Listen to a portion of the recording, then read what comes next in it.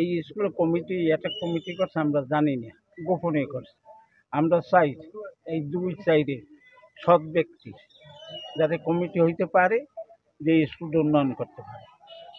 আমরা একটা সৎ শিক্ষিত এবং 2 নম্বর এবং 4 নম্বর থেকে একটি যাচাই করে যে লোকটিকে পছন্দ হবে, 10টি লোক থাকলে তার থেকে আমরা চাচ্ছি গোপন ভাবে না, কোনো পকেট কমিটি না, আমরা চাচ্ছি স্বচ্ছ কমিটি।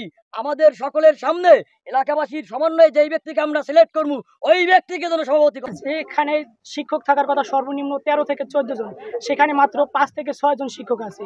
স্কুলে ভালো কোনো ফ্যাসিলিটি নাই, এর জন্য দায়ী আমি মনে করি কমিটির বিন্দু। তাই আমাদের এই অ্যাটাক কমিটিতে সৎ, যোগ্য এবং একজন তরুণ নেতা আমাদের কমিটি হোক, কমিটির সভাপতি নির্বাচিত হোক, আমি এই প্রত্যাশাই।